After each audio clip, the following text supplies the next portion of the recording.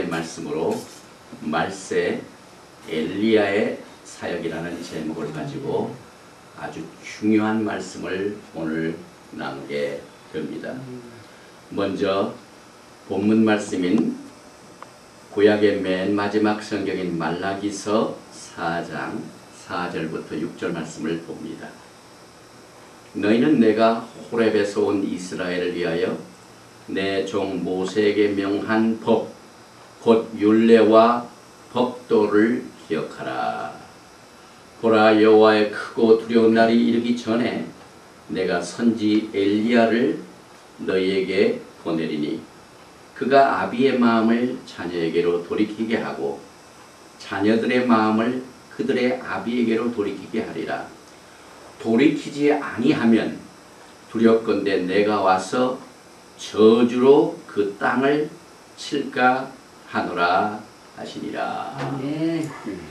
1970년대에 종말론의 아버지라고 불리우는 20세기를 말합니다. 우리 할린지 목사님께서 The Late Great Planet Earth 이 종말에 관한 책을 써서 선풍적인 인기를 모아가지고 수백만 권이 팔렸습니다.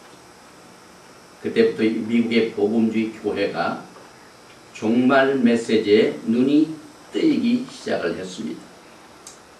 그런데 그 가르침을 통해서 수많은 사람들이 종말의 메시지를 이해하고 또 저도 할린지 목사님은 또 개인적인 그 컨퍼런스를 통해서 만나기도 하고 또 그분의 책도 연구를 하고 이렇게 해서 이 종말론에 관한 이 기독교의 복음주의 계통의 종말론을 우리가 거의 다 알고 있습니다.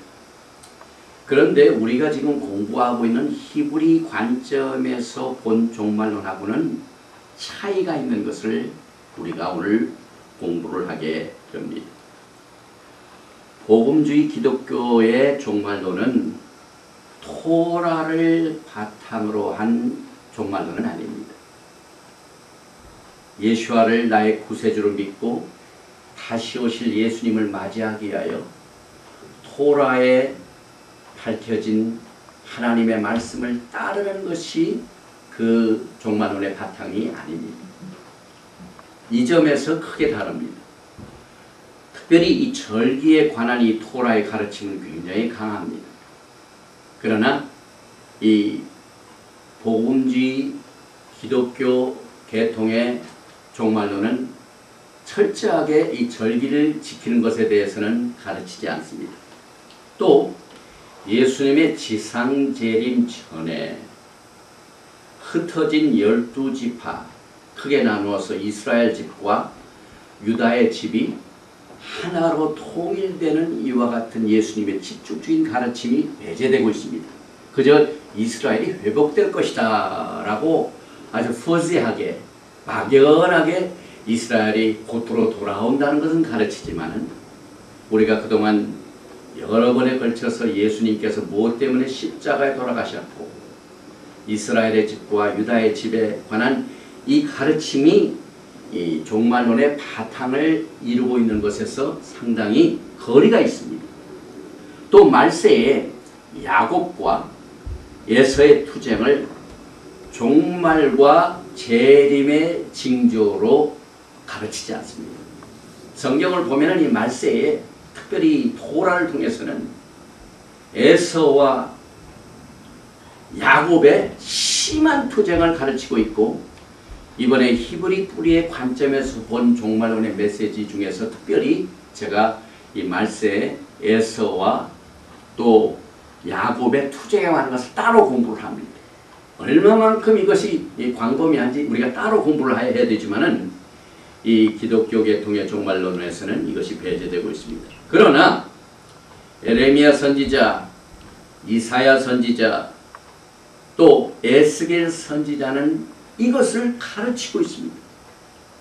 히브리 관점에서 본 종말론은 지난주일 우리가 공부한 시온의 논쟁, 시온의 송사를 종말의 징조로 가르치고 있지만은 또 일반 교회에서 가르치는 종말론은 그저 일반적으로만 다루지 집중적으로는 다루지 않습니다. 기본적으로 토라가 가르치는 성경적인 시온은 이 종말과 예수님의 재림에 관한 모든 것을 포함하고 있습니다. 이만큼 광범위하고 또 마지막 때의 징조의 그 위치가 굉장히 강하게 이 토라에서 나타납니다. 그럼에도 불구하고 복음주의 기독교는 토라를 바탕으로 한 성경적인 시온을 거의 다루지 않고 있습니다. 그래서 예수님께서는 마태복음 25장에서 열 처녀의 비유를 통하여 졸고 있는 상태와 기름을 준비한 이 슬기로운 처녀에 관한 메시지를 주신 것이 바로 토라를 바탕으로 한 것입니다. 마태복음 25장 1절 이하에 보니까 그때의 천국은 마치 등을 들고 신랑을 맞으러 나간 열 처녀와 같다 하니니 그 중에 5은 미련하고 5은 슬기 있는지라. 미련한 자들은 등을 가지되 기름을 가지지 아니하고 슬기 있는 자들은 그릇에 기름을 담아 등과 함께 가져갔더니 신랑이 더디움으로 다 졸며 잘세. 하나님께서는 마지막 때에 다 졸며 자는 영적인 상태를 깨우치시기 위하여 오늘 우리가 공부하게 되는 엘리야를 예수님 오시기 전에 보내셔서 그에게 메시지를 주셨습니다. 지금 온 세상은 2012년 종말을 떠들고 있습니다. 어제 할리우드가 만들어놓은 2012년 종말에 관한 아주 엄청난 예산을 들여 만든 영화가 개봉이 됐습니다. 수많은 예수님을 안 믿는 사람 중에서도 책을 써가지고 2010년을 말하고 있습니다. 이 모든 것이 다 지구의 종말을 외치고 있습니다. 그러나 우리는 토라를 바탕으로 해서 예수님께서 엘리야를 미리 보내셔서 영적으로 잠자고 있는 우리들을 깨우쳐 주시기 위하여 메시지를 주셨는데 이것이 오늘 우리가 공부하게 된 말세 엘리야의 사역을 다루고 있습니다. 제일 먼저 이 마지막 때 엘리야의 메시지를 한번 보십시다. 히브리 말로는 트낙. 이 구약의 맨 마지막 책이 어떻게 끝납니까? 물론 우리는 이 히브리 뿌리 관점에서 보면 성경은 하나입니다. 창세기에서부터 말라기까지 구약이 끝이고 그렇게 얘기하지 않고 창세기에서부터 요한계시록까지 하나의 책으로 봅니다. 연결로 봅니다. 그런데 이 말라기서 4장 4절 이하에 보면은 너희는 내가 호렙에서 온 이스라엘을 위하여 내 종 모세에게 명한 법 곧 율례와 법도 토라를 기억하라. 보라 여호와의 크고 두려운 날이 이르기 전에 내가 선지 엘리야를 너에게 보내리니. 하나님께서는 영적으로 졸고 있는 모든 하나님의 백성들을 깨우쳐 주시기 위하여 엘리야에게 깨우치는 메시지를 주시는데 그 메시지가 내가 과거에 시내산에서 준 내 토라, 내 명한 법, 모세에게 명한 법, 율례, 토라를 반드시 기억하라. 여호와의 크고 두려운 날이 이르기 전에 이것을 기억하라. 이런 메시지를 주셨습니다. 그러나 교회는 이것을 가르치지 않습니다. 물론 예수님께서도 이것을 복음서를 통하여 말씀을 하셨습니다. 마태복음 17장 10절에 제자들이 묻자 그러되 그러면 어찌하여 서기관들이 엘리야가 먼저 와야 하리까 하나이까. 예수께서 대답하여 가라사대 엘리야가 과연 먼저 와서 모든 일을 회복하리라. 엘리야의 메시지는 하나님께서 지구를 향하여 인류를 향하여 창조의 목적을 이루시기 위한 모든 잘못된 것들을 회복하기 위하여 엘리야를 보내신다고 말씀하고 있습니다. 이사야서 42장 21절 이하에 보니까 여호와께서 자기의 의로우심을 인하여 기쁨으로 그 교훈을, 그 토라를 크게 하며 존귀케 하려 하였으나, 하나님의 마음은 종 모세에게 준 그 율법을 어떻게 했든지 정말 존귀케 여기고 크게 하려 하셨지만은 그것이 이루어지지 않았습니다. 그래서 마지막 때 엘리야를 통하여 내 종 모세에게 명한 법 토라를 기억하라는 회복의 메시지가 바로 엘리야의 메시지입니다.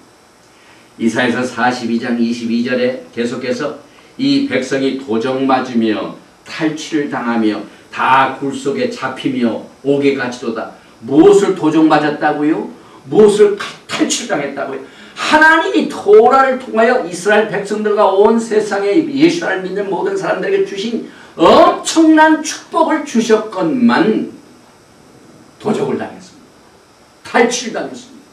그것을 잡으려고 하면은 옥에 가둡니다. 노략을 당하되 구할 자가 없고 탈취를 당하되 도로 주라 할 자가 없도다. 이사야서 58장 12절에 내게서 날 자들이 오라 황폐된 곳들을 다시 세울 것이며 너는 역대에 파괴된 기초를 쌓으리니 너를 일컬어 무너진 데를 보수하는 자라 할 것이며 길을 수축하여 거할 곳이 되게 하는 자라 하리라. 여기서는 기초를 쌓으리니 무너진 제단을 다시 수축하고 또 이 기초를 튼튼히 한다는 것은 다름 아닌 하나님의 가장 근본적인 토라의 말씀을 말합니다. 그래서 이 토라 자체가 파운데이션, 기초입니다. 또 말라기서 지난번에 제가 조금 전에 말씀하신 그 말씀이 또 계속되는 것은 이 여호와의 크고 두려운 날이 이르기 전에, 여호와의 크고 두려운 날이라는 것은 마지막 때 지금 2012년이 뭐 지구가 종말이 된다 떠들고 있는, 다시 말하면 이 땅에 임하게 될 무서운 환란을 말하고 있습니다. 그러니까 환란이 임하기 직전에 하나님께서 경고의 메시지를 이 말라기를 통해서 나타나고 있는 엘리야의 메시지를 지금 우리가 공부합니다. 왜 우리가 이 토라의 첩경, 토라를 기억하고 토라가 이 기초가 되는 것을 기억해야 될까요?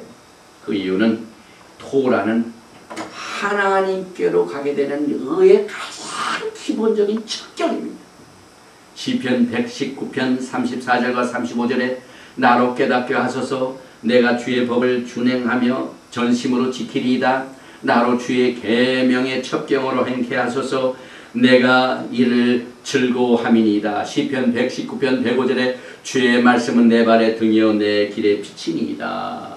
이제 이번 주일에 우리 전명자 목사가 쓴 토라 속에 숨겨진 예시야 신부 속에 이 시편 119편을 집중적으로 다루고 있습니다. 이 시편 119편은 이 히브리 알파벳의 22자를 나누어 가지고 그 알렙, 벳, 기물, 달렛 22자마다 하나의 8절을 붙였습니다. 성경에서 굉장히 큰 단위죠. 전부 이 시편 119편은 하나님의 축복의 기초인 토라를 얼마나 사랑해야 되는지 이것을 강조하고 있습니다. 잠언 6장 23절에 대저 명령은 등불이요 법은 빛이요 훈계의 책망은 곧 생명의 길이라. 이사야서 2장에 보니까 이제 예수님께서 영광의 메시아닉 시대를 창조하십니다. 이 땅에 정말 말씀 그대로 창조의 질서에 따라 6일 동안은 사람을 지으시고 7일째 쉬셨는데 이제 6일에 6천년의 역사가 다 끝납니다. 하나님께서는 하루가 1000년이 되고 1000년이 하루 같은 것을 절대로 잊지 말라고 하셨죠. 인간이 6천년의 역사가 끝나고 난 뒤에 7000년이 되면은 7일째 되면은 1000년 동안 왕국이 되는데 그때 무슨 일이 벌어질까요? 지금 엘리야가 여호와의 크고 두려운 날을 이기기 전에 하는 이것을 준비시킨 이것을 우리가 실천해야 하기 때문에 그렇습니다. 많은 백성이 가며 이르기를 오라 우리가 여호와의 산에 오르며 야곱의 하나님이 전에 이르자 그가 그 토라로 우리에게 가르칠 것이라. 우리가 그 길로 행하리라 하리니 이는 토라가 시온에서부터 나올 것이요 여호와의 말씀이 예루살렘에서부터 나올 것입니다. 우리가 지난 주일에 시온의 송사였죠. 하나님의 영광의 말씀이 예루살렘에서 나오기 때문에 사탄이 예루살렘을 싫어합니다. 그래서 시온의 송사가 된다고 했죠. 또 열왕기하 17장 13절에 보면은 하나님께서 선지자를 보냅니다. 그러면 선지자가 보내신 사명이 있습니다. 또 증거해야 할 메시지가 있습니다. 오늘날 우리가 선지자 하면은 언제 토네도가 나타날 것이며 언제 뭐하고 이렇게 지상에 나타난 뭐 이런 것들을 예언하는 것이 선지자로 알고 있지만은 정말 우리는 토라를 통해서 어떤 사람이 성경적인 선지자인가 이것을 나타내고 있는데 특별히 열왕기하 17장 13절을 보면은 여호와께서 각 선지자와 각 선견자로 이스라엘과 유다를 경계하여 이르시기를 너희는 돌이켜 너의 악한 길에서 떠나 나의 명령과 율례를 지키되 내가 너의 열조에게 명하고 또 나의 종 선지자들로 너에게 전한 모든 율법대로 행하라 하셨으나 선지자의 사명은요 하나님께서 기초로 주신 파운데이션을 준 의의 척격인 토라를 주셨는데 너희들이 이 토라를 얼마나 떠나는가 하는 것을 경고하는 것이 선교자의 사명입니다. 그러니 선지자가 인기가 있을까요? 없을까요?